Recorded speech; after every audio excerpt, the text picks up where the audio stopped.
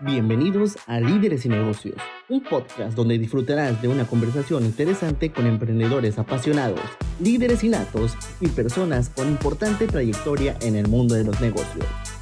Presentado por Josué Fernández, quien será el encargado de entrevistar a estas personalidades. Comenzamos.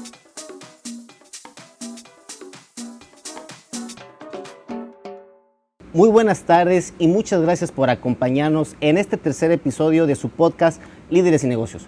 Yo soy Josué Fernández y entrevisto a personas de alto impacto en el rubro inmobiliario, de negocios y emprendimiento.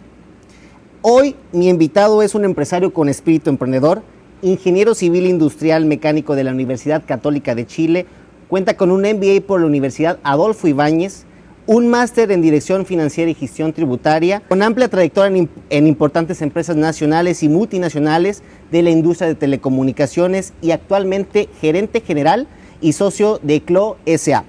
Muchas gracias a nuestro invitado Rodrigo Valencia, gracias por acompañarnos. No, gracias a ti. Y espero que nuestra audiencia disfrute muchísimo de esta entrevista. Rodrigo, platícame un poquito de cómo te la estás pasando el día de hoy. Yo actualmente disfrutando la vida. Llevo alrededor de unos 6 meses acá viviendo en Tulum y un agradecido a la vida, porque en definitiva el ser emprendedor, empresario y más en el rubro tecnológico me permite trabajar en cualquier lugar, ¿vale? Y hoy día elijo el escenario de la selva, la Riviera Maya, viendo crecer a mi hija pequeña de 4 años. Y nada, pues yo creo que lo principal para uno es hacer las cosas en la vida con pasión. Y qué mejor que trabajar en lo que a uno le gusta y vivirlo con pasión. Fíjate que queremos muchísimo aprovechar el tiempo contigo. Tenemos muchas preguntas que hacerte en el tema de emprendimiento y de negocios, pero quisiera empezar con una pregunta y saber cuáles son tus logros más importantes, primeramente personales. Bueno, a ver, personales, yo te diría, mis mayores logros son, tengo 2 hijas, una de 15 años que llega mañana acá a visitarnos, y tengo una pequeña de 4 años. Yo creo que son los principales logros, la familia. Yo tengo mi mujer a la que amo muchísimo y que es mi motor hoy día, Jessica, así que si está por ahí, un besote grande. Es lo que a uno más lo mueve, eso, básicamente. Y del resto lo que te insisto, el mayor logro es ese en el personal. El resto viene por añadidura. Ya nos mencionaste tus logros personales, que es súper importante el tema de la familia, el tema de hacer todo con amor y compasión, que lo compartimos muchísimo contigo. Y me gustaría saber cuáles para ti son tus principales éxitos profesionales. Mira, yo te diría, yo partí la universidad y los 2 últimos años de ella terminé trabajando y estudiando, ¿vale? Y yo creo que hay una característica que cuando uno habla de emprendedor, la palabra te dice que es quien toma la acción para atrapar algo, ¿vale? Que es atrapar o buscar una oportunidad. Entonces, partí con eso, con el apetito de hacer más cosas. Tenía la necesidad, de alguna manera, de no sentirme que dependía de mis padres, que me apoyaron mucho. Y dije, oye, quiero tener mi propia fuente de ingresos y tratar de demostrarme quién soy yo en la cancha. Y partí trabajando y estudiando. Y partí trabajando en una empresa de telecomunicaciones grande que confió en mí, sin haber terminado aún la universidad. Y ahí estuve alrededor de 1 año y medio, 2 años, y me consolidé con eso.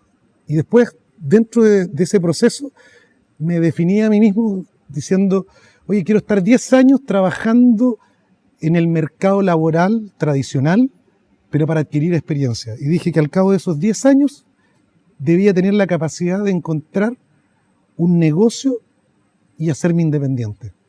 Y lo definí, lo planifiqué. Y de hecho hice una declaración frente a unos compañeros de universidad que nos juntábamos todos los meses a cenar. Y les dije, mira, si yo no logro al cabo de 10 años hacer mi emprendimiento o hacer mi negocio, voy a decir que he fracasado. Y todo el mundo dice, ¿por qué vas a decir fracaso? Y en Latinoamérica en general la palabra fracaso es como que le tienen miedo. Sí. Y definitivamente, mira, yo estuve 1 año de intercambio cuando estaba en la educación media en Estados Unidos. Y lo que rescato del norteamericano es eso, ese concepto del hombre hecho a sí mismo, del ser capaz de tomar riesgo y no importa las consecuencias. Si tú fracasaste, perfecto, es un aprendizaje. Y respecto a aquello, seguir avanzando.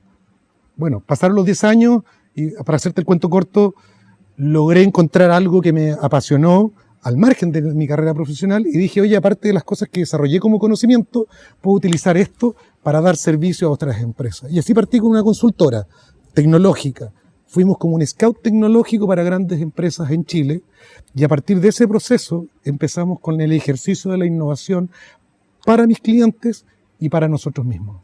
Y así de a poco empezamos a crecer y finalmente empezamos a generar distintos tipos de servicios que nos llevaron después de otros 10 años más de desarrollo, etcétera, a terminar hoy día, por ejemplo, dedicado a servicios de inteligencia artificial. Ahorita ya nos estamos adelantando un poquito los temas, Rodri. Quiero primero que hablemos de cómo son los inicios de una empresa que pasó, o sea, un emprendedor que pasó a ser un empresario durante un trayecto de 13 años aproximadamente, como me comentas, posicionado y en tres distintos países. ¿Cuáles fueron tus inicios? Porque tienes una trayectoria en Six Sigma, en la parte de calidad, en mucha estrategia, planificación, también en telecomunicaciones. Platícame un poquito de tus inicios, Rodrigo. Mira, a ver, mis inicios profesionalmente me dediqué a un área en las telecomunicaciones que se llama es aseguramiento de ingresos, que al final es como un consultor interno dentro de estas grandes organizaciones para ver cómo tú optimizas procesos y en definitiva rentabilizas el negocio. Y desde esa perspectiva tuve harta libertad. Entonces estuve un tiempo dedicado a temas de control de fraude, en ver estas eficiencias en la cadena de negocio, en la cadena de ingresos. Y en la industria de las telecomunicaciones es la industria más intensiva en términos transaccionales. Una llamada es un evento, etc. Entonces me permitió entender toda esa lógica. Y a partir de eso, creo que me fui fortaleciendo. Yo me declaro, algunos se reirán, pero cuando estuve trabajando en distintas empresas, me dije que iba a ser un mercenario de las telecomunicaciones. Entonces, y te puedo contar que tuve la fortuna que cada un año y medio me llamaba una empresa distinta para ir a hacerme cargo de un desafío nuevo. Y así lo fui haciendo hasta que estuve los últimos 4 o 5 años en el grupo Telefónica, en Chile, en Movistar, etcétera, y di todo el ciclo completo en la industria de telecomunicaciones, desde el mundo fijo, cable, etcétera, etcétera. Y en un momento llegó en el que dije, ¿sabes qué? Ya tengo el bagaje suficiente, tengo ideas para poder desarrollar. Empecé a a participar en proyectos de innovación en Chile, que dicho sea de paso, en nuestro país hay una base importante para incentivar la innovación y el emprendimiento. Y postulamos algunos concursos, logramos tener financiamiento y empecé con un pie en mi empresa y con un pie, obviamente, en la empresa que me tenía contratado. Y en un momento tomé la decisión y lo evalué, dije, ¿sabes qué? Es el momento de pegarme el salto y lo hice. Y fue en la época que fue la crisis... del COVID. No, antes. Esto fue antes, en el 2008. De 10, 12 años. Claro. ¿Te acuerdas cuando fue la crisis subprime, etcétera? Claro. Y también fue la crisis en México, etcétera. Me pegué el salto ahí, en plena crisis. Y lo tomé a conciencia. Yo definí con un año de anticipación que me quería retirar de Telefónica. Fue con las puertas abiertas, etcétera, y mucha gente me decía, pero ¿por qué te tiraste ahí en esa época? Oye, porque era el momento y había que hacerlo, y no hay que dar un paso atrás. Entonces, yo siempre me acuerdo de Hernán Cortés y los 13 de la fama, ¿no? Y te hace una línea en la arena, y te dice, bueno, ¿quiénes vienen conmigo? Ahora, independiente de que se estaban quemando los barcos atrás, pero creo que ese es el concepto, tomar decisiones y hacerse cargo de ellas. ¿Vale? Y comentaste que desde un principio tú ya lo tenías planeado que iba a ser en un transcurso de 10, 15 años de que ya te hayas formado un poquito más fuerte en la parte laboral. ¿Emprender así fue desde un principio? Sí, o sea, mira, en ese sentido... O sea, siempre supiste que ibas a emprender y a tener tu empresa. Sí, era el concepto. Y por último, si no lo lograba o moría en el intento, por último digo, lo intenté y lo tuve en mente. Y en ese sentido, a todos quienes nos están viendo, y particularmente a todos esos profesionales entre los 30 y los 40 años, yo les digo, es la época ideal. Sí. La tasa de éxito de los emprendedores en esa edad es la mayor. Tiene una tasa de sobrevivencia sobre el 70%, ¿vale? ¿Y por qué? Porque tienes experiencia, de alguna manera identificas oportunidades, porque acuérdense, el emprendedor es un identificador de oportunidades. Y como dice el emprendedor, atrapa esa oportunidad y el que toma la acción lo hace. Ahora, ojo, uno parte siendo un emprendedor, pero tienes que mirar siempre el transformarte en un empresario. ¿vale? Porque emprendedor podríamos estar permanentemente ahí, pero vas a tener altos y bajos. Pero el concepto es consolidarte. Un empresario, uno tiene que tener la mentalidad de empresario, consolidarte. Y el concepto es generar riqueza, ¿vale? Y cuando hablo de generar riqueza no tiene que ver con el ingreso solamente. Generar riqueza significa armar equipos de trabajo potentes, que en tu empresa se genere un círculo virtuoso de generación de conocimiento. Yo vibro, hoy día en mi empresa el 80% de los muchachos que trabajan conmigo tiene menos de 30 años, 25, 27, etcétera, y tienen un apetito, unas ganas de aprender, de hacer cosas, y eso a uno lo nutre. ¿Y a qué crees que se deba que tu equipo pues esté más que nada formado por gente joven, ¿no? O sea, ¿a qué se debe? ¿A qué se debe? Porque yo me nutro mucho de eso. Y creo que hoy día, con las tecnologías de la información, hay mucho joven que ya viene como pensando en el mundo 2.0, 3.0. Piensa tú que nosotros fuimos, o sea, yo tengo 49 años, ¿vale? Entonces vengo... Y pareces como de 30, ojalá yo... Bueno, esa es la mano de mi mujer, ¿eh? Me cuida mucho salud, bienestar, etcétera, etcétera. Pero el concepto tiene que ver con que tengamos la capacidad de adaptarnos. Y hoy día cuando todo el mundo habla de los millennials, muchos te dicen, oye, no están comprometidos, etcétera. No, es que a veces tienen sus valores súper claros. Quieren disfrutar la vida, pero con calidad. ¿Ah? Yo vengo de una generación que éramos hijos del rigor. ¿Ah? Y soy del tipo que se levanta, no sé, a las 6 de la mañana trabajando, de pronto mi pega es 7x24 porque la vivo con pasión, pero tengo mi tiempo y mi espacio para mi familia, ¿vale? Entonces hay cosas que yo creo que a uno le dan ese equilibrio y me gusta verlo en la gente que está con nosotros. Ahora, también tengo un saludo a Jorge Romero, que es uno de nuestros jefes de operaciones, tiene más de 65 años, jubilado, pero se activó con nosotros. Se reactivó con nosotros. Y aporta con su sapiencia a un equipo en el que no superan ni los 23 años, el equipo de operaciones, por ejemplo, ¿vale? Entonces hay un mix que yo creo que lo estamos amalgamando nosotros hoy día.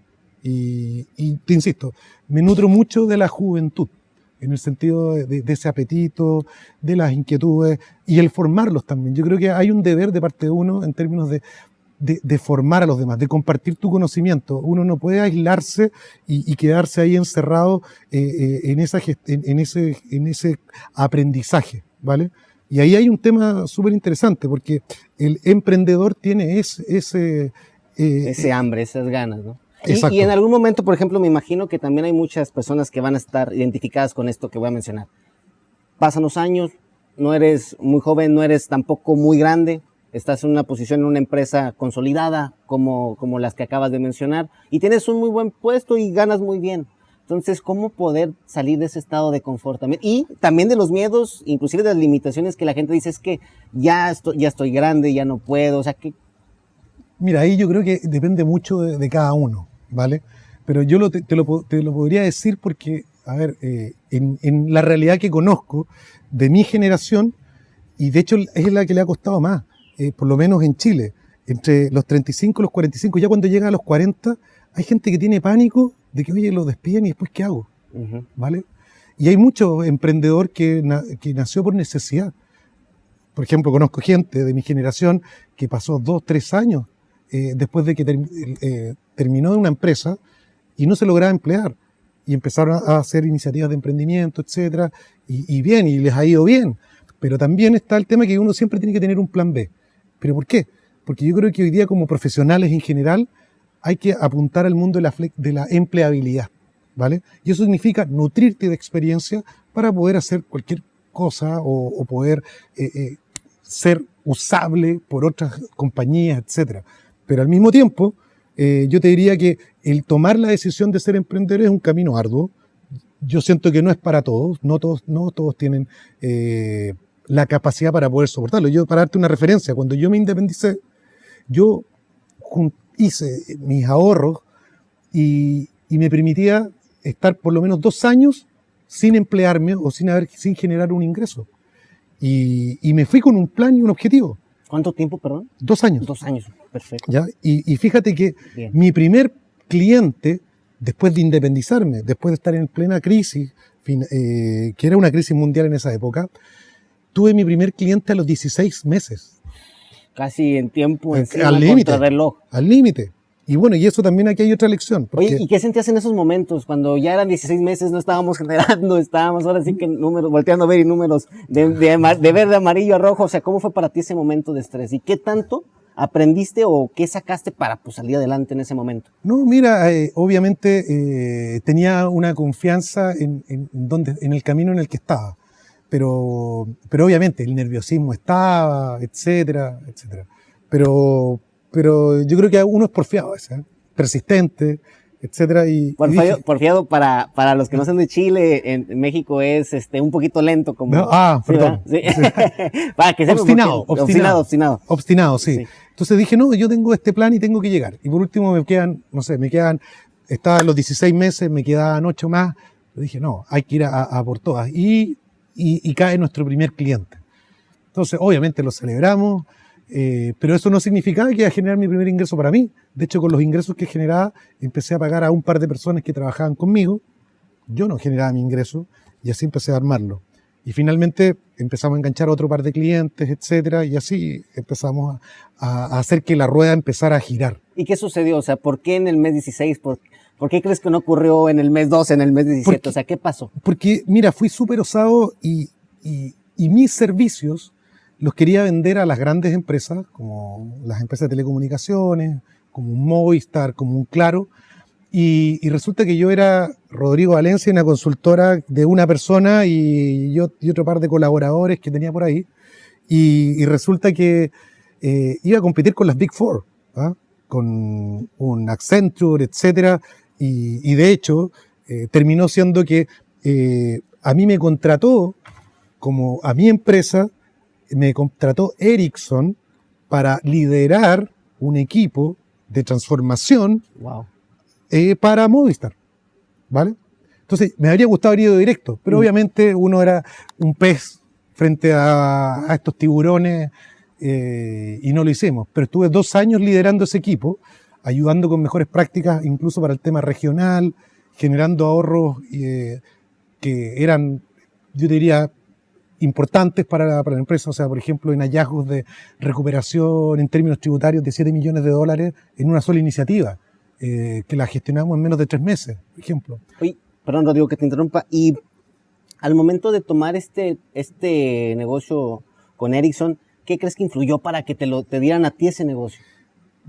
Primero porque un poco la trayectoria, le dije las prácticas, las cosas que había que hacer, etcétera. Y yo dije, contrátenme como un consultor más, pero a través de mi empresa. Y con ello empezamos. Y finalmente, al final, los resultados se fueron dando solos. ¿Y cuáles fueron esas cualidades que mencionamos ahorita al principio de estas preguntas, que pues no tienes que tener ciertas cualidades para ser un empresario, un emprendedor? ¿Cuáles crees que tú sean las más importantes? Mira, yo te diría, hay un tema que es capacidad de liderazgo. O sea, la convicción interna tiene que traspasarse a los demás. Si tú no eres capaz de dar ese aire a tu equipo, difícilmente lo vas a lograr. Entonces, por ejemplo, yo armé un equipo en esa época con consultores de Colombia, Cuba, etcétera, y en definitiva armamos un equipo súper consolidado y fuerte. Entonces, en ese sentido, uno tiene que saber asumir los roles, potenciar a tu equipo y empujarlo. Eso yo creo que es fundamental. Armar equipos, eso es fundamental. Y ahorita me estabas platicando de los logros que lograron con tu empresa. ¿Cuánto fue las reducciones que hicieron de gastos en estas empresas? Mira, ¿O qué servicio le ofrecieron? Mira, por ejemplo, en una ventana de tiempo de 2 años, para estas empresas de telecomunicaciones logramos ahorro o recuperaciones de ingresos sobre los $40 millones, con un equipo de 4 o 5 personas. Y con un marco de mejores prácticas para toda la operación de Latinoamérica. O sea, eso era los 40 millones porque tenía a cargo la operación de Chile solamente, ¿vale? Entonces, ese tipo de cosas son las que uno puede hacer y abrimos. Era tomar un marco de mejores prácticas y aplicarlo de manera transversal.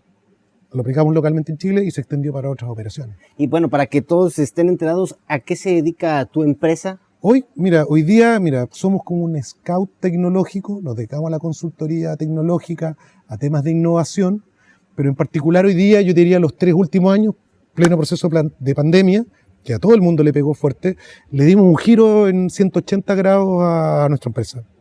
Y hoy día estamos dedicados al tema de inteligencia artificial, en la automatización de procesos, pero automatización de procesos de atención a cliente. Para resumirlo, automatizamos la gestión de un contact center. En vez de que cuando tú llamas por teléfono y te atienda una persona, te atiende una inteligencia artificial que habla contigo, ¿vale? Lo hacemos eso para automatizar las atenciones, que sean mucho más fluidas, y por otro lado también lo utilizamos como una plataforma de televentas, gestión de cobranza que no es lo más grato, pero por ejemplo en televentas, que un asistente virtual levante tu interés, te ayude a determinar qué producto tú necesitas y en base a eso cerrar una venta telefónica o mirada desde un chatbot, etcétera, poder cerrarla. Ese tipo de cosas hacemos. Y por otro lado también, hace poco desarrollamos para el grupo Enel en Chile y que se está extendiendo para Latinoamérica, un sistema que es para prevención de riesgo, que a través de una charla de seguridad establecemos medidas preventivas o de warning o de awareness en el equipo de la cuadrilla que va a hacer trabajos en terreno, que la labor del supervisor es poder avisar o notificar, advertirlos sobre los riesgos que pueden haber y las medidas de prevención. Generamos que esta inteligencia artificial haga la escucha vía teléfono, el supervisor está frente a ellos, hablando con el teléfono al lado, y da esta charla y le da recomendaciones y puntuaciones, y le da feedback si le faltó identificar algún riesgo. Estas actividades las reestructuraste a partir de la pandemia, o sea que realmente tu actividad o tu ingreso no era de estas actividades. Eso es mucha estrategia y mucha planeación y mucha dirección de negocios. Entonces, ¿qué factores tú consideraste para poder darle un completo giro al negocio y que salga adelante? Mira, como de alguna manera yo le agradezco a las empresas que me contrataban antes, porque de alguna manera lo que me permitían hacer era hacer scout tecnológico. Entonces nosotros nos declarábamos agnósticos con la tecnología, pero exploraba, y qué mejor si me pagaban las empresas por eso, ¿vale? Entonces a partir de eso empezamos a identificar una línea de negocios que no está tan explorada o explotada en Latinoamérica. A pesar de que la tecnología, ponte tú, del reconocimiento de voz e inteligencia artificial aplicado para la voz, lleva años. De hecho, es más, ustedes conocen Siri, ¿ah? Que cuando uno habla, o Google, o Alexa, etcétera, y uno lo ve como, no sé, tecnología de la NASA, supersónicos, ¿no? Aplicada a tu Galaxy o a tu iPhone, pero esa tecnología está más cerca de lo que ustedes creen. Y nosotros tomamos con partners tecnológicos, desarrollamos una plataforma con piezas y partes de distintos proveedores tecnológicos. Y llegamos a una solución hecha a la latinoamericana, buena, bonita y barata, y que hoy día nos está permitiendo crecer. Hoy día, por ejemplo, para darte una referencia, o sea, en Chile tenemos 25 personas contratadas, tenemos otras 20 en Perú, estamos con planes, mira, por ejemplo, acabamos de cerrar un piloto en Panamá para servicios de televenta, estamos con otro en Guatemala, entonces, y creciendo, y haciendo realidad la interpretación de la necesidad de grandes empresas. Ahora, yo te voy a decir, mi foco es atacar a grandes empresas con tecnologías de la información e inteligencia artificial. Pero no obstante eso, estamos apoyando a algunos emprendedores con su giro, con ciertas líneas de negocio que tienen, y no hay problema con compartir esa capacidad, ¿vale? Y aquí hay un mensaje para todos los emprendedores, ¿eh? O quien quiere emprender. Es bueno que no se guarden sus ideas, ¿ah? Y ese es un tema que se los doy como mensaje, porque he formado grupos de emprendedores en Chile, vía virtual, etcétera, y mucho emprendedor de pronto se guarda la idea y no se nutre con el abrirla a la crítica o feedback de sus pares. Y yo les digo, ¿sabes qué? Es el peor error que puedes cometer, porque tú puedes creer que tu idea es la única, pero habla en el mundo. Lo que tú puedas estar pensando en paralelo, puede haber alguien al otro lado del planeta pensando lo mismo. Entonces, para poder acelerarlo, yo creo que la mejor manera es primero iterando, comentándolo, recibiendo feedback, y eso te permite acelerarlo. Obviamente hay un riesgo, pero ¿sabes qué? Entre el temor a que te copien la idea, pamplina, porque si tú tienes una idea y una convicción, tienes que ser capaz de articularla y generar la palabra en acción. Si no eres capaz de hacer eso, no te va a ir bien. Y eso es lo que hay que actuar rápido. Yo diría el emprendedor tiene esa capacidad. Y vuelvo a la etimología de la palabra, emprendedor. ¿Ah? Es que tiene que ver con el dor, que es el que hace la acción. Y el emprender es atrapar, ¿vale? Y el es atrapar hacia adentro. Entonces, en la definición de emprendedor es atrapar, capturar esa idea, articularla y hacerla realidad. Eso es. O sea, y prácticamente hace más el que quiere que el que puede, ¿no? Exacto. O sea, hacerlo, como dices, no tenerle miedo al fracaso, no. Y bueno, también te quería preguntar, ¿qué hace un gerente general? Ahorita ya en tu empresa, bueno, me voy poquito antes. Para poder llegar a este lugar donde estás, pues tiene que haber inversión, tiene que haber crecimiento. ¿Cómo le recomiendas a estas personas que están empezando, que igual a lo mejor hicieron un ahorrito, pero qué les recomiendas para que puedan crecer sus empresas a la par? Por ejemplo, un gerente general, ¿qué es lo que desempeña? Al final del día, desempeñas otras áreas de oportunidad, crecer tu negocio, elevar la escala, pero pues de un inicio, pues, ¿qué les recomendarías? Mira, yo creo que nunca hay que ponerse hitos y metas y cada cierto tiempo mirar hacia atrás y a partir de lo que has vivido, ver qué se viene, ¿vale? Eso yo te diría que es esencial. Y cuando uno habla de un gerente general, su misión es proyectar la empresa en el futuro. Entonces, yo te puedo decir, yo partí siendo un emprendedor y estuve 2 años trabajando, por ejemplo, con una empresa tan grande como Ericsson, dándole servicio, pero en un momento, por ejemplo, me di cuenta, oye, voy a seguir siendo como un consultor eternamente, 2 años en que apoyaba a esta empresa, pero no tenía tiempo para pensar y proyectarme al futuro y hacer crecer la empresa. Y en un momento dije, ¿sabes qué? Hasta luego. Termino, cerré un ciclo y me pegué otro salto al vacío, pero con la perspectiva de tener espacio y tiempo para proyectar mi negocio y ser empresario, ¿vale? Y cuando hablo de empresario, generar riqueza, ponerse el objetivo de crecer, ¿vale? Y eso es importante, porque yo valoro, porque puede estar el emprendimiento, que significa generarme una renta o poder subsistir, pero el concepto de empresario es más que subsistir. O sea, no es un autoempleo, sino es Exactamente. Generarlo.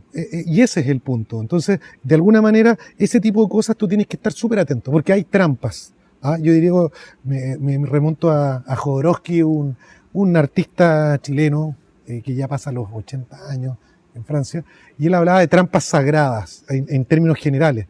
Y una trampa sagrada es ponerte paradigmas tú, ¿vale? Entonces yo creo que ese tipo de cosas hay que hacerlas. Y cuando tú partes como emprendedor, hazte una introspección y a ver, oye, voy a ser un emprendedor de generarme un autoempleo y está bien, y de pronto, no sé, puedo tener una cafetería de la cual voy a vivir y voy a estar feliz sin ningún contratiempo y perfecto, pero tú definiste tu alcance.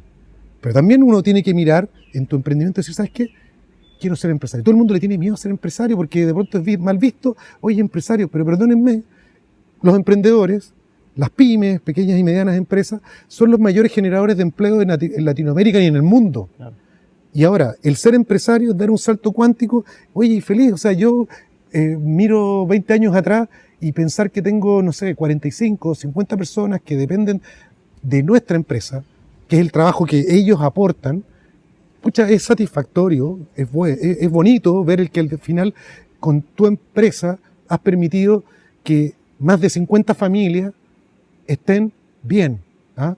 Y que estás generando una oportunidad de empleo, una oportunidad de crecimiento personal que para mí es potente. Si al final uno tiene que devolver la mano con la vida, y eso significa, si yo he tenido oportunidades, también quiero tener las mismas o brindar las mismas a mi equipo de trabajo, ¿vale? Y eso es importante. O sea, cuando trabajaba como ejecutivo, mantenía una bitácora de toda la gente que alguna vez trabajó conmigo.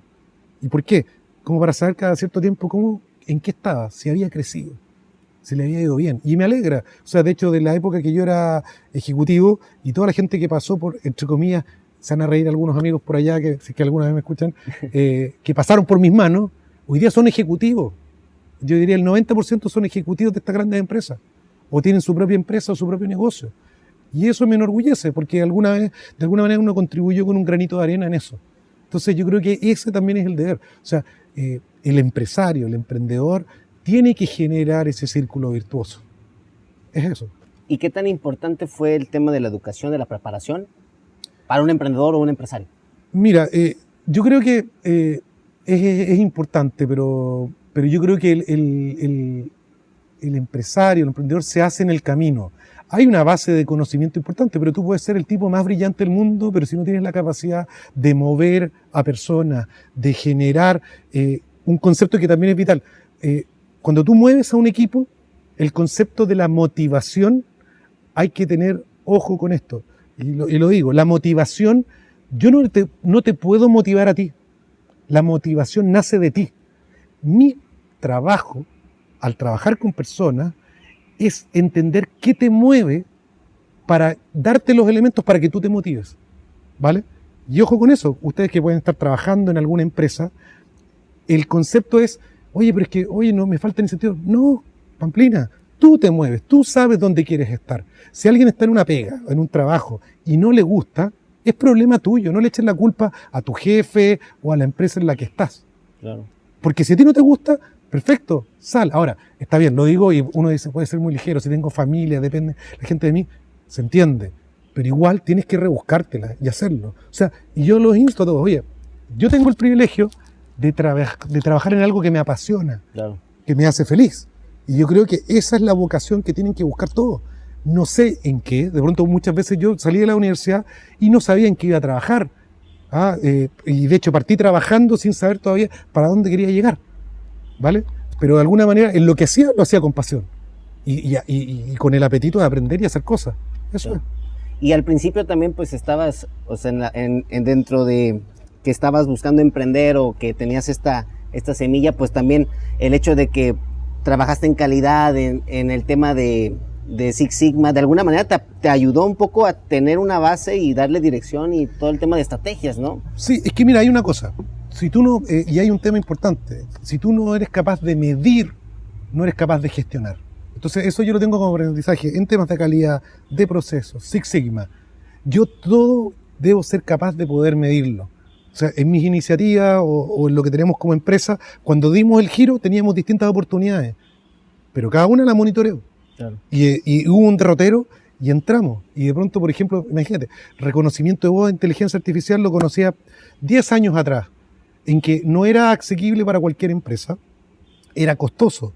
Pero las tecnologías, lo bonito que tienen es que en la apropiación de la tecnología a nivel global de las empresas es exponencial, porque baja los costos muy rápidamente. Entonces, el poder adaptarlos y aplicarlos es el secreto o la fórmula que uno puede aplicar. Entonces tomé esos elementos y empezamos a explorar servicios y encontramos el derrotero en lo que estamos haciendo hoy día. Pero eso no quiere decir que mañana sigan esto.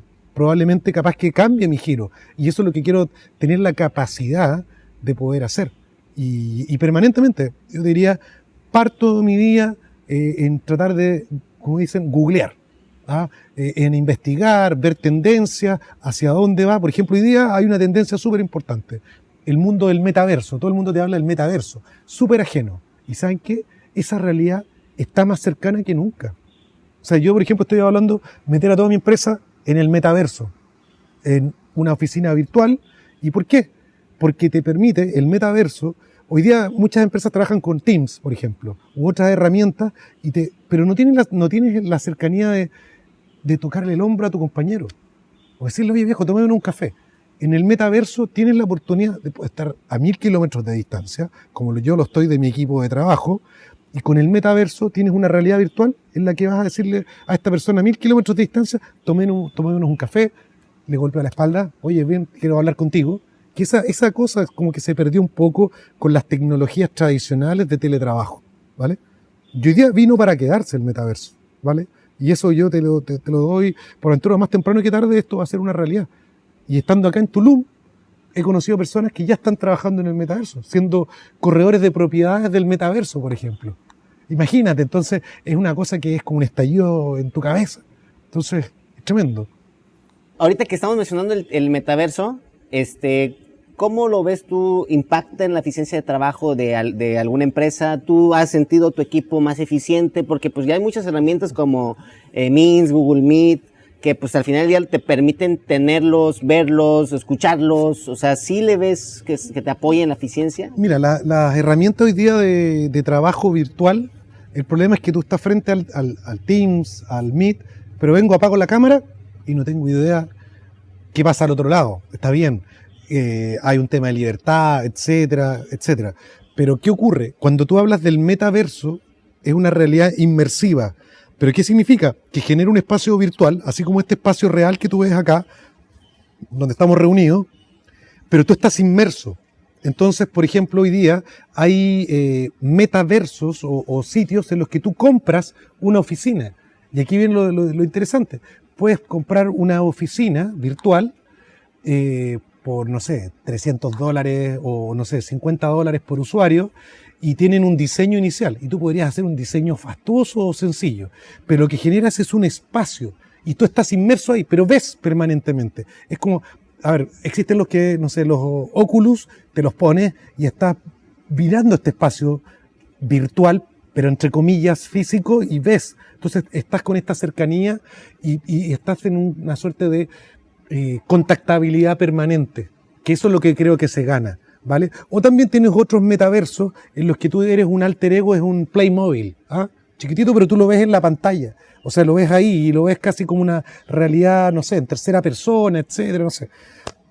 Pero vuelvo a insistir, creo que el tema, hay menos distractores. Lo que hace es que cuando uno ve metaverso, lo tiene muy asociado a estas realidades virtuales, de juegos virtuales, etcétera. Sí, eso es una forma de verlo, pero el metaverso para oficinas es un espacio en que te dan visibilidad en 360 o lo que sea. Yo todavía no nos metemos, pero yo ya estoy, yo te diría, yo creo que aquí a un año más o menos. Para tu equipo de trabajo. Para mi equipo de trabajo. ¿Por qué? Porque lo que he echado de menos es ese... yo soy de piel, ya. Entonces quiero estar contigo y me pasaba permanentemente con el equipo antes de la pandemia. Yo almorzaba, me llevaba parte del equipo, íbamos a comer, o de pronto me tomaba un café y me tenían terror por el tema del café, porque cuando me tomaba un café era porque los iba a challengear, ¿eh? Los iba a desafiar. Entonces, ¿por qué? Pero entre comillas digo temor, porque decía, oye, ¿sabes que estoy pensando en esto? ¿Qué opinas tú? ¿Qué opinas tú? Etcétera. Y empezábamos a conversar y de pronto salía una iniciativa nueva. Entonces me tenían miedo cuando se encontraban conmigo porque me decían, Rodrigo, o sea, me encanta lo que hago, pero ya estoy con 20 cosas y me junté contigo y ya tengo 25 más que hacer. Entonces, ok, vale. Eso se ha morigerado en mi empresa hoy día, pero me gusta, ¿cachai? Entonces eso es lo que busco. Entonces hoy día estoy acá en Tulum, mi equipo de trabajo está en Chile, en Perú, pero hoy día me nutro de lo que estoy viviendo acá. Entonces hoy día, por ejemplo, no sé, el tema del metaverso, que lo hallo maravilloso, lo profundicé acá. Conocí gente acá en Tulum que está desarrollando metaverso, que está en el tema de corretaje de propiedades metaversianas, no sé cómo llamarlo. Y como decía acá tu colaborador, hoy día hasta se venden propiedades por millones de dólares. O por ejemplo el tema de los NFTs, ¿ah? Los Non-Fungible Tokens, que es como una pieza de arte virtual, que hoy día, no sé, pues compraste uno en $10 y vale hoy día $5.000, $10.000, $20.000. Repotente. De hecho, estoy ahí trabajando en un proyecto asociado con NFT, por ejemplo, que lo tengo en la cabeza, lo tengo que aterrizar todavía. Pero ese tipo de cosas son las que surgen y encontré esa idea en Tulum. Entonces, ¿pero cómo en Tulum? En cualquier parte. Y eso es lo que hay tremendo. Cuando tú andas con las antenitas de vinil, como decía... Buscando la oportunidad. Es buscar la oportunidad, pero también es nutrirte. Entonces creo que uno tiene que ser un generador de diálogos con las personas, ¿ah? Y vas conociendo y te vas nutriendo de cada uno. Y a partir de eso, uno puede tener la capacidad de poder desarrollar negocios o por último, desarrollo personal. Entonces, eso yo creo que es súper útil.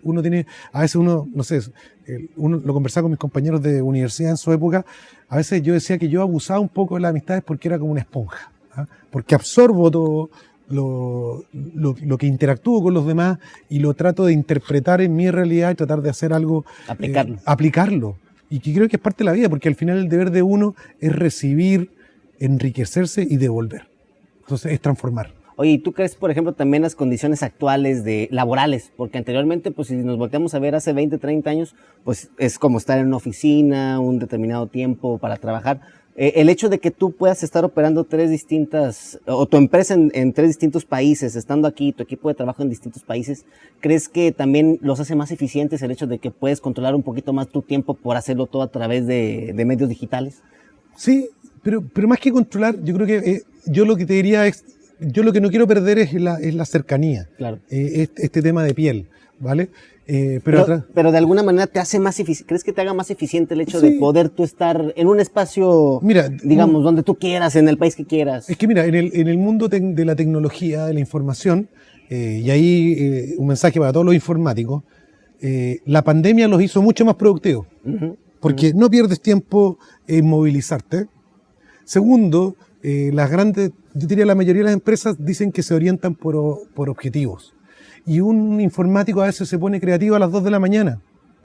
Pero yo digo, desde la perspectiva mía, con nuestro equipo de trabajo, oye, si tengo un objetivo que en 3 días más tengo que tener algo listo, yo no lo voy a estar persiguiendo a las 8 de la mañana, a las 10, a las 11.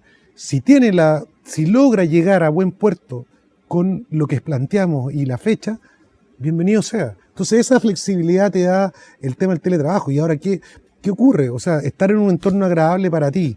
O sea, yo hoy día estoy metido, no sé, pues tú sabes, el Tulum Country Club, cerca de la selva, o me voy a tomar un café en Tulum, o me voy a la playa. Genial. Y estoy en un entorno que tengo la fortuna de poder elegir, ¿vale? Ahora, eso puede replicarse para muchas personas, pero también hay que ser consciente que otras personas no tienen la misma fortuna que uno tiene, ¿vale? ¿Y qué ocurre?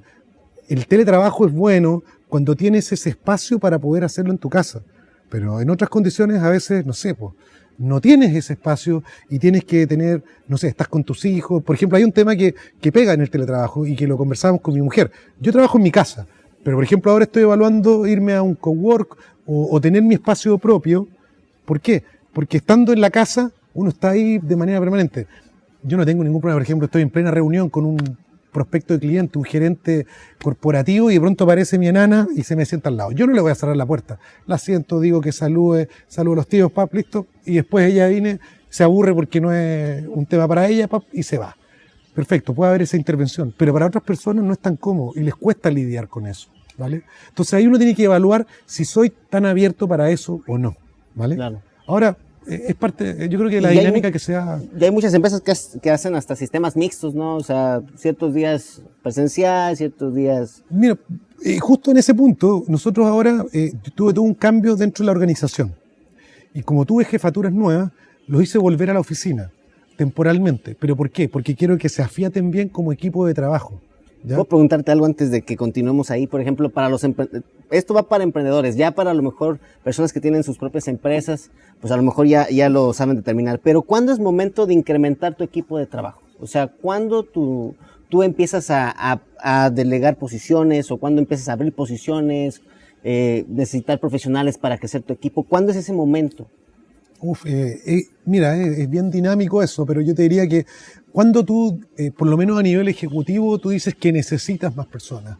Es cuando de pronto uno partió haciendo un hombre orquesta, ¿ah? Y hacía de todo, desde como, no sé, como en Chile hay el concepto del circo del maestro Corales, que cortaba el ticket, que hacía de payaso, que hacía malabarismo y que domaba las fieras, y hacía todo, y que después vendía palomitas en el público. Uno parte así, pero de a poco uno va evolucionando y dice, ¿sabes qué? ¿Cuánto vale mi tiempo, ¿vale? Respecto a la labor que estoy haciendo? Entonces uno toma decisiones y yo hoy día tengo un equipo administrativo que me apoya. ¿Por qué? Porque a nivel administrativo, oye, no tengo tiempo para eso y mi deber es generar más oportunidades y mi valor está en otro tipo de funciones. Y ahí uno toma la decisión de, oye, ya este es el momento de incorporar a alguien que se dedique exclusivamente al tema de administración y recursos humanos, por ejemplo, ¿vale? Y ahí un saludo a Kim, que es mi brazo derecho y me alivia de muchas cosas, porque más encima hoy día estamos en distintas partes, entonces me ayuda a administrar la parte de negocios de Perú, de Colombia, ahora que estamos abriendo oficinas en México, Estados Unidos, etcétera. Entonces hay harto que hacer. Pero yo diría que eso, la decisión tiene que ver, primero, obviamente, en lo personal, que uno tiene que evaluar cuándo empiezo a dejar de generar valor con ciertas actividades que me están desviando de mi foco de acuerdo a mi función y mi rol en la empresa, ¿vale? Y por otro lado, cuando uno toma decisiones de crecimiento, no sé, uno a veces utiliza ratios a una empresa tecnológica. Oye, no sé, por cada colaborador mío significa que tiene que haber una generación de X miles de dólares, ¿vale? Y uno va definiendo ese ratio y uno empieza a ver, oye, quiero crecer, sí, pero la capacidad es finita con la gente, tengo que empezar a ver ese crecimiento, ¿vale? Eso es. Y de las empresas con las que has trabajado, ¿con cuál tú te quedas que sea unos expertos para desarrollar talento, para implementar, para hacer estrategias? A ver, mira, yo te diría que la primera empresa que me empleó, que partí todavía estudiando, y era un pollo yo, era Entel en Chile. Pero lo que me gustó era el equipo humano, porque cuando llegué, en esa época, partió el tema de la telefonía móvil, pero con un cambio regulatorio que era que en vez del móvil Party Pace, que el teléfono móvil pagaba las llamadas que recibía o emitía, cambió a Calling Party Pace, que es el que llama paga, ¿vale? Y eso dinamizó el mercado de las telecomunicaciones, empezó a bajar los costos, tremendo. Lo potente fue el equipo humano que había ahí, en que era un equipo de ingenieros, en que decía, mira, ¿sabes qué? El área a la que llegué, yo era estaba en la cadena alimenticia, era el de más abajo, y nos decían, mira, si llega algún problema o algún requerimiento, tómalo. Vemos cómo lo resolvemos, aunque no corresponda a nuestra área, pero tenemos que generar esta dinámica de colaboración en la organización. Y ese era el espíritu de toda esa área. Entonces lo hallé repotente. Entonces era como, oye, llegaba un desafío, nos preguntaron, perfecto, déjame verlo, lo evaluamos y trabajábamos en eso, ¿vale? Y en eso también era el tema de ver el rol que uno jugaba. Yo dije, cuando llegué a esa organización, dije, yo me debo a mi jefe. ¿Y en qué sentido me debo a mi jefe? Darle tiempo para que él piense lo que es mejor para la empresa. Y me enfoqué en mi rol, en darle ese espacio de tiempo. Tratar de resolver lo que más podía autónomamente, obviamente acudir a él con respecto a estrategia, pero darle espacio para que piense, ¿vale? Y así lo fui, bueno, al cabo de un año, no fue fruto mío directo, no porque sería mucho jactarme demasiado, pero al final fue el ejecutivo de mayor potencial de esa organización en un lapso de tiempo X. Entonces, uno tiene que saber jugar ese rol y tiene que saber la posición que uno ocupa y cómo aporto a la organización. Uno se debe a un equipo de trabajo. Eso es. Y, por ejemplo, ¿con qué visión empezaste tu empresa? O sea, de aquí a 30 años, ¿planeas alguna salida? A ver, mira, yo te diría que lo que hoy día viene, o sea, me doy como miradas o sea, yo tengo una proyección y aquí hay una obsesión mía, o sea, yo tengo proyectado los 2 próximos años de mi empresa. Cómo vamos, cómo crecemos, tuvimos un giro, y aquí para ser súper transparente con ustedes, la pandemia nos pegó y tuvimos que dar un giro 180 grados, pero hoy día recuperamos eso y hoy día estamos con el potencial de crecimiento. ¿Y cuál es mi objetivo? Consolidar la operación en Latinoamérica. Así como ya estamos en Perú, en Chile, mi próximo paso es México y Colombia, Estados Unidos. Y eventualmente llegar a tener de aquí a 2 años más la misma cantidad de gente que tengo en Chile, en Perú, en estas operaciones. Pero para eso hay que crecer en venta, crecer en negocio. Y eso, y de alguna manera también preparar el espacio para hacer otros proyectos, como el que te decía yo que estaba viendo en NFT, etcétera. ¿Cómo hacerle para crecer el negocio? ¿Qué evalúas para crecer el negocio? Es sencillo de decir, pero es complicado. Al final del día tú mismo nos lo comentaste, ¿no? O sea, un gerente general tiene que tener prácticamente tiempo para poder ver otras oportunidades de negocio. Mira, yo te diría que en el nicho en el que estamos hoy día, con el tema de inteligencia artificial, como asistentes virtuales, tanto para la venta como para la atención de clientes, hay un espacio súper grande, ¿ya? Porque hoy día la industria de los call centers o de atención a clientes siguen con tecnología de los años 80. Así te lo puedo decir. Y hoy día hay que evolucionar, ¿no? Lo que te decía yo con el servicio que estamos dando hoy día, estamos revolucionando la industria de la atención al cliente o de los call centers, ¿ya? Pero pero quizás ni tan revolucionario porque la tecnología existía hace mucho tiempo atrás. De hecho, aquí voy a un tema de siglas. Cuando uno habla de call center, las máquinas que te permiten interactuar se llaman IVRs, ¿ya? Y el IVR, el concepto es Interactive Voice Response, que dice sistema de interacción por voz, ¿ya? Y que te permite interactuar y responder por voz. IVR, y eso está definido desde los años 80 o los 70. Pero realmente, ustedes díganme, cuando llaman a un call center, ¿cuántos call centers te responde una voz o una inteligencia artificial y tú puedes hablar por voz? Por la mayoría viene con tecnología de los años 60 que es, oiga, si quiere atención de cliente, marque 1. Si quiere un reclamo, marque 2. Si quiere la boleta, marque 3. Y al final te aburriste porque tienes que esperar hasta la opción número 6 o 7 de lo que tú buscas. Nosotros ponemos inteligencia artificial y te digo, buenas tardes o buenos días, ¿en qué te puedo atender? E incluso, si tengo registro previo del cliente por el número telefónico, sé que está llamando Josué. Digo, buenos días, Josué, ¿en qué te puedo atender? Y cambiamos. Y estuve viendo que este tipo de tecnologías también como que hasta te ayuda a identificar el entorno en el que se encuentra la persona, ¿no? Claro, entonces hay muchas cosas que tú puedes hacer. Entonces, ese tipo de cosas, yo te diría, tenemos espacio para crecer. ¿Y qué ocurrió? Nosotros somos una empresa de nicho, nos especializamos en esto y hoy día estamos colaborando con call centers grandes para poder hacer eso, ¿vale? Entonces, eso es parte de lo que estamos aplicando.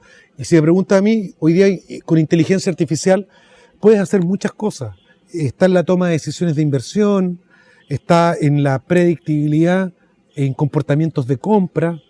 Por ejemplo, ahora con inteligencia artificial, lo que te decía de los NFT, yo puedo generar una imagen única. Por ejemplo, saco con una cámara digital, saco 17 fotografías en torno a esto y genero una imagen única de esta planta que es única, pero generar una imagen única que la puedo llevar al mundo virtual y podría llevarla a el metaverso, por ejemplo. Y hoy día hay iniciativas actuales que hablan de generar productos para la realidad virtual, que yo creo que más temprano que tarde van a estar. Entonces, yo te digo que ese es un camino que es interesante. Ahora uno puede decir, oye, me da miedo, me da pánico. ¿Qué ventajas principales ves de la aplicación de inteligencia para la automatización de procesos de atención al cliente? O sea, tú estás comentando que pues ya los call centers ya son muy viejos, ya tienen procesos ya muy retrógradas, entonces de alguna manera te hace más eficiente con el cliente, ¿no? O sea, y sigues metiendo esa parte humana al cliente, o prácticamente todo el proceso de la venta te lo hace esta inteligencia artificial, ¿o cómo? Claro, lo que hace es que al final la inteligencia artificial tiene que estar al servicio de las personas. E incluso en un contact center, el desgaste que tiene un ejecutivo en la atención, cuando puedo dejar cosas que son rutinarias o gestiones que no son tan complejas a la inteligencia artificial. Y en definitiva, dejar para tareas complicadas, de resolver problemas de un alto nivel al ejecutivo. Entonces, eso es un poco la idea de la inteligencia artificial aplicada a los contact centers o sistemas de atención al cliente, es contener y lograr mecanismos de autoatención que permitan una resolución rápida de un requerimiento de quien está llamando, ¿vale? Porque, por ejemplo, en vez de estar pasando por el menú que te enuncia 8 alternativas distintas, en que te diga, ¿en qué te puedo atender? Y yo digo, ¿sabes qué? Quiero saber mi saldo y te lo doy de inmediato. Reduje el tiempo de atención de 3 minutos que tengo que bancarme todo el diálogo del contact, lo reduzco a una pregunta sencilla y directa, tac, listo, 30 segundos y estoy listo. Y esto que me comentas es aplicable para todo tipo de empresas, desde empresas pymes, transnacionales, multinacionales. Mira, a ver, puntualmente yo te diría, a nivel de los contact centers, obviamente yo apunto al volumen, porque en definitiva cuando hay mucho nivel de comunicación, las eficiencias se notan mucho más. Pero hoy día, por ejemplo, para una pyme, lo tienes en un chatbot, por ejemplo. Y hoy día hay múltiples alternativas de chatbots que tú puedes tener para atención de tus clientes en la página web, o incluso a través de WhatsApp, ¿vale? Entonces, tener como, no sé, las preguntas frecuentes, que es lo más básico, pero eso no es tanto inteligencia artificial. Nosotros trabajamos hoy día, yo tengo un acuerdo global con, soy partner de IBM, que hoy día yo te diría que a nivel de el mundo de inteligencia artificial, del mundo escrito, es el más potente, ¿vale? Y yo consumo inteligencia artificial a granel. ¿Y cómo llegaste a ser parte de IBM? Partner porque Partner, tiene sí. programas de partner, nos metimos con ellos, investigamos, exploramos y encontramos el nicho y el espacio con el cual aplicar eso. Entonces yo tengo parte de esa tecnología inserto en mis procesos, ¿vale? Y con eso lo hago.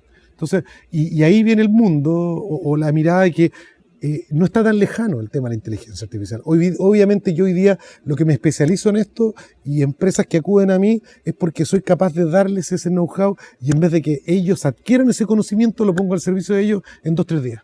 Y por ejemplo, estas empresas, ¿cuánto es la duración que tienes para trabajar con ellos? ¿Determinan un tiempo?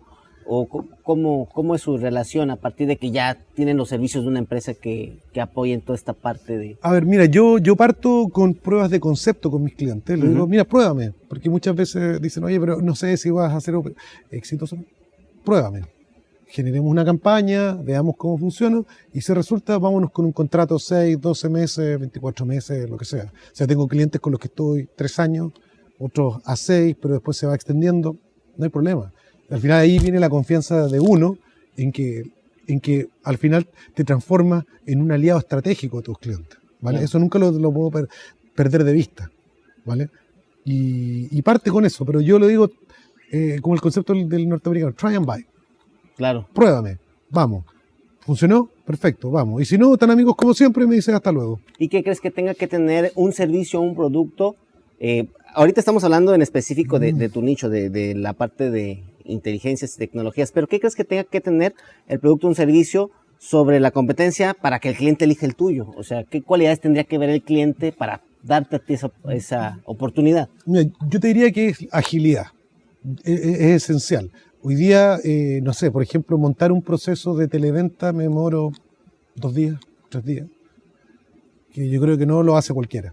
Y lo habitual para, digamos, una empresa que va empezando a prestar estos servicios, ¿cuánto se tardarían en dar yo te diría, de todo momento te dicen 3 semanas, 4 semanas o más. Hoy día nosotros tenemos el músculo tan aceitado en nuestro equipo que nos demoramos, por ejemplo, en montar un chatbot 1 día y medio, 2 días.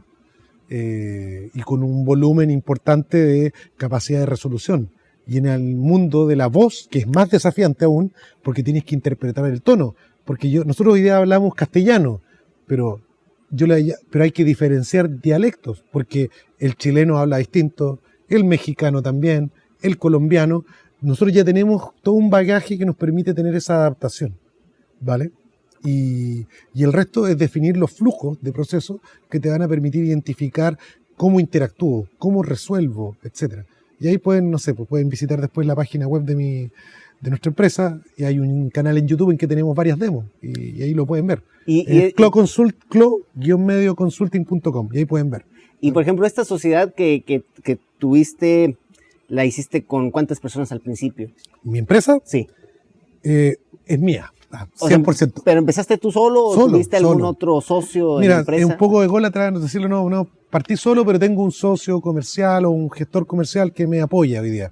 Pero hoy día la empresa es 100% mía. Y por ejemplo, esta parte de la sociedad o la parte de acción que tiene tu socio, él entró después y tú le diste una propuesta para que se asociara contigo. Mira, esto ¿Sabes por qué te pregunto? Y perdón, porque quiero saber tu punto de vista para esas personas que a lo mejor quieran hacer una empresa con alguien y no sepan si es mejor hacerlo por su cuenta o en sociedad. Entonces, por eso te pregunto esto, ¿no? Mira, yo creo que es importante saber asociarse. Por ejemplo, hoy día la relación con mi socio comercial está en proceso, porque hay una meta de crecimiento en torno a ventas, etcétera. Y sobre eso hay una promesa de participación. Órale. ¿Vale? Yo creo que igual también uno tiene que ver con quién se asocia o a quién recluta, ¿vale? Entonces, de alguna manera también uno tiene que rodearse de gente que te genere valor, ¿vale? Y hay que ser súper práctico, ¿vale? en ese sentido. Y hay que tener mucho cuidado porque también a veces, no sé, yo he pasado en que gente formó parte de mi equipo de trabajo, se fue, etcétera, tuvo un tiempo, pero por ejemplo para pegarme el salto y escalar regionalmente hay un perfil distinto, ¿vale? Y eso uno tiene que ser consciente. Y ahí lamentablemente a veces uno tiene que tomar decisiones. Y de pronto decir, sabes que si quiero crecer, me asocio, genero partnerships, etcétera, y vamos viendo cómo vamos encajando en eso. Entonces ahí yo te diría, va a depender de cada uno, pero uno tiene que mirar que te añaden valor. O sea, prácticamente sí tener muy claro qué es lo que quieres que haga este socio para, o sea, con qué va a aportar, ¿no? Para el negocio. Claro, por ejemplo, hoy día mi partner comercial es, oye, duplícame las ventas, ¿vale? Así de simple. Claro. Y hay un objetivo a cumplir y se tiene que lograr a como dé lugar, ¿vale? Y obviamente uno vela por la sustentabilidad del negocio. Ahora, también pasa que yo siempre me he considerado un súper mal vendedor. ¿Ah? Y al final todos me dicen, no, pero si tú vendes bien y todo, está bien, sí. Y al final hay que reconocerlo, pero, o sea, yo soy un fanático de lo que hago o de lo que hacemos y de pronto a veces uno cuenta bien la historia o da un buen relato, ¿vale? Y es porque uno lo vive. Entonces, yo, todos esos años que estuve trabajando para grandes empresas, me dio la experiencia al otro lado del escritorio. Entonces creo poder leer bien las necesidades que tienen desde el otro lado y poder interpretarlas para llevar con un servicio de calidad. Al final uno tiene que ver que la idea es que a ti te compren el servicio, pero no te lo compren una vez. Vuelvan a consumirlo, lo compren, crezcan en eso. Y eso es parte de lo que estamos haciendo hoy día. O sea, por ejemplo... ¿Y cómo logras esa recurrencia? O sea, ¿cómo puedes hacer? Porque tú vas a un restaurante y te gusta y vuelves a hacerlo, ¿no? Pero en este caso, ¿cómo tú haces para que tus clientes sigan contigo, con tus servicios? Porque yo creo que parte del ADN del equipo ejecutivo de nuestra empresa tiene que ver con eso. Y a veces apostamos también con el cliente. Por ejemplo, yo creo que hoy día no hay muchas empresas que te digan, oye, hagamos una prueba de concepto, porque muchos te dicen, para empezar a hablar, oye, te tengo que cobrar tanto. Claro. Yo digo, no, vamos juntos, veamos cómo resulta.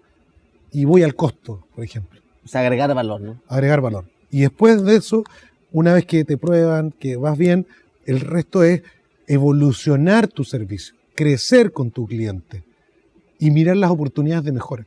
Y de hecho ese es el tema fundamental de la inteligencia artificial, porque la inteligencia artificial tú partes con un proceso, pero tienes que retroalimentarlo permanentemente para que se haga más inteligente. Porque son procesos heurísticos que se van repitiendo o en la medida que se repite, etcétera, va evolucionando, ¿vale? Y eso es parte de lo que hacemos. Prácticamente la inteligencia artificial es la capacidad de poder hacer lo que hace un humano, ¿no? De seguir desarrollando, resolviendo problemas, pero de una manera constante y automatizada y pues aún así más perfecta, ¿no? Claro, o sea, por ejemplo, la inteligencia artificial tiene dos conceptos. Uno, primero, que te le das múltiples variantes y es capaz de resolverlas y replicar la acción de un humano. Pero por otro lado, hay mecanismos de inteligencia artificial que frente a cosas que no están definidas te da sugerencias. Y ahí viene la capacidad de quienes trabajan con inteligencia artificial de nutrirla y darle feedback. Y va aprendiendo. Eso es. Y al final ya tomar decisiones en base a análisis, ¿no? En base a datos. ¿Tú crees que eso cambia totalmente a una persona que quiere, a lo mejor hay una decisión y por intuición dices, una oportunidad la tomo? A alguien que, ok, voy a tomar esa decisión, pero acompañada de datos. ¿Tú crees que influye? Sí, o sea, mira, hay cosas bien sofisticadas que a uno le podría dar hasta pánico y aquí se las voy a comentar.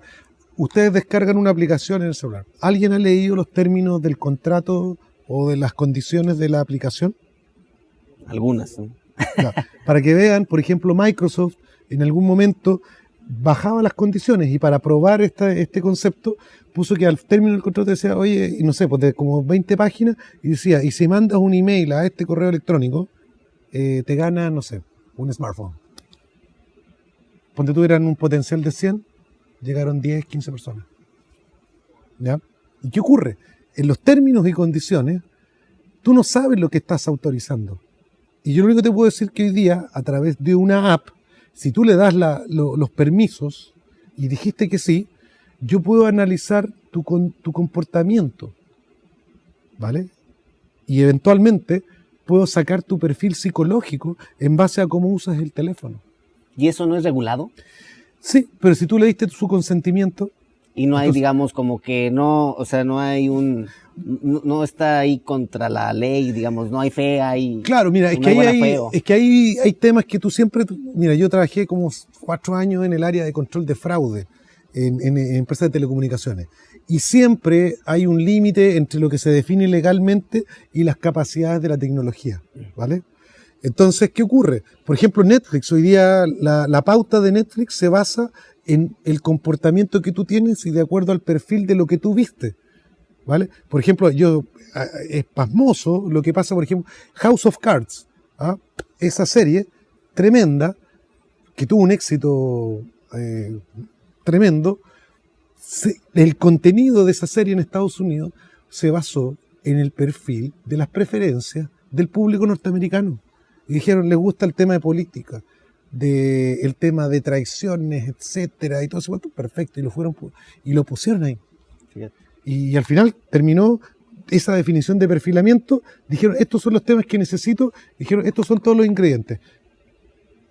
Al guionista, escribe. O sea, te permite identificar a tu cliente, te permite identificar qué es lo que se está demandando y pues al final del día te ayuda a tener, con esto, hacer una estrategia y poner tu producto y lanzarlo a tu audiencia, ¿no? O sea, exacto, o sea, yo lo que te comentaba del perfil definir del cliente, el buyer persona. Y ahora, obviamente, en cada país hay un tema de regulación respecto al contenido y la información que está en tu celular, ¿vale? Pero ojo, está bien, hay una descripción de la ley, pero entre lo que dice la ley y la praxis siempre van a haber espacios en blanco, ¿vale?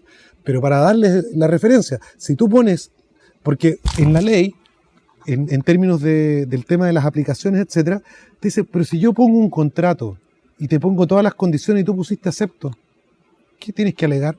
Ay, que eso suena extremo. Claro, viste tu consentimiento por el... Vale, pero ahí tú te das cuenta del efecto y el impacto que tiene la letra chica. Pero te voy a dar la pura referencia. Si yo descargo una app en que le permití que veo cómo me comporto, por ejemplo, y yo puedo tener acceso a... Ejemplo, yo te llamo a ti, no me contestas. Oye, no me contestó. Lo llamo de nuevo, 2, 3, 4, y ya empiezo a generar comportamiento. O por ejemplo, ¿cuántas veces leo el WhatsApp? Etcétera, ¿vale? Y si yo doy el suficiente nivel de autorizaciones, puedo ver el comportamiento, cuántas veces cliqueo, cuántas veces voy a un juego, etcétera. Y en base a eso empiezo a perfilar comportamiento psicológico de la persona a través del uso del celular. Y es aterrador, entre comillas.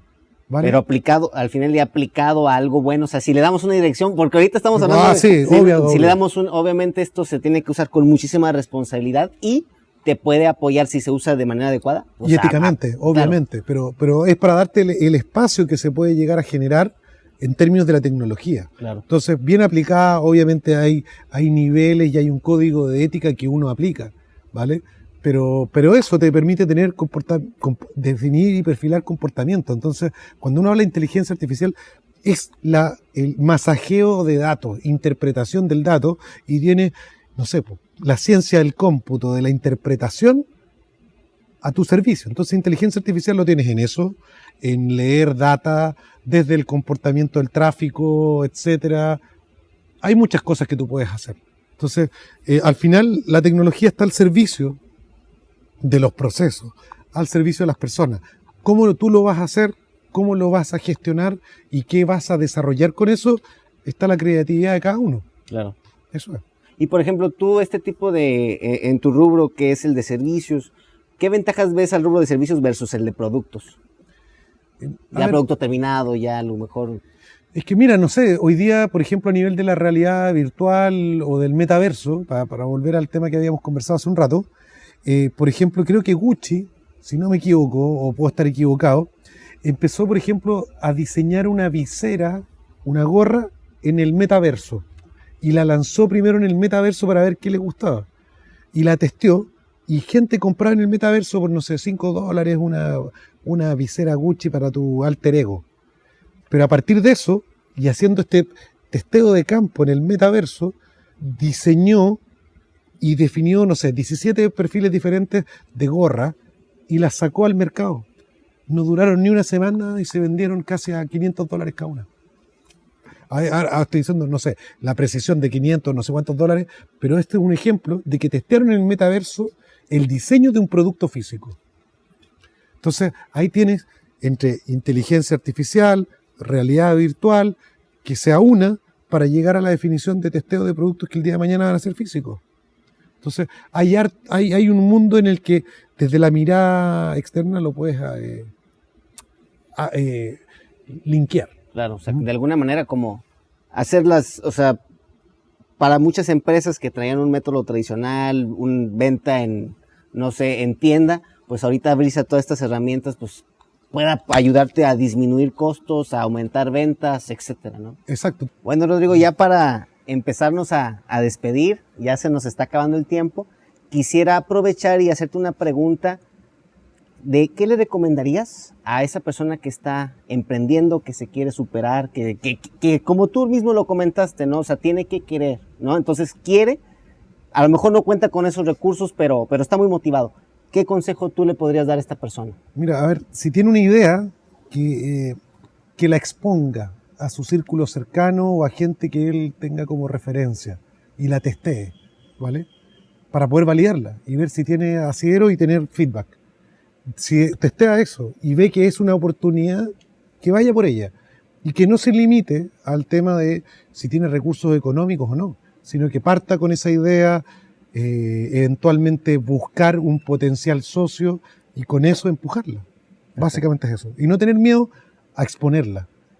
En base a eso, la testea, la robustece y ya por ello. Eso es. Muchas gracias, Rodrigo, por este consejo. Y también quisiera saber si quisieras decirle algo a nuestra audiencia, aprovechar este espacio.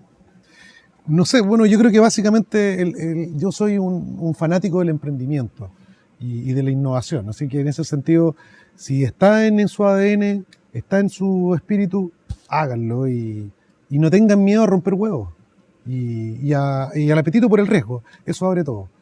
Del resto, nada, pues yo, para el que quiera, no sé, yo no tengo una red como mi mujer que tiene como más de 8.000 seguidores, no sé, pero tengo en Instagram, si quieren, me siguen Rodrigo Valencias y Underline Valencias creo que es. Si quieren hacer alguna pregunta o algún consejo, yo feliz, yo me nutro mucho, así como te conocí a ti, Josué, y hemos conversado en varias ocasiones. Me encanta el poder, no sé, pues, tener este tipo de interacción y poder dar feedback y nada, pues así como estoy creciendo yo, si quieren ver mis servicios, vayan a clo-medioconsulting.com y ahí a cualquiera que quiera ver los servicios que damos, feliz de poder atenderlo, no hay problema. Vamos a dejar aquí tu información en nuestra descripción. Quiero agradecerte de vuelta, muchísimas gracias por estar en este espacio. No, gracias a ti y privilegiado de ser tu tercer invitado, así que nada, pues. No, muchas gracias. Y también quiero agradecerles a ustedes que nos acompañaron en este podcast. Si están interesados en superarse, en ver temas de interés como de negocios, emprendimiento, por favor los invito a que nos sigan en todas nuestras redes sociales. Esto fue un podcast de Líderes y Negocios por iRealtor Connect. Nos vemos, hasta la próxima. Adiós. Bueno, muchas gracias. Gracias por escuchar nuestro podcast Líderes y Negocios. No olvides dejar tus preguntas y seguirnos en todas nuestras redes sociales. Nos podrás encontrar como iRealtor.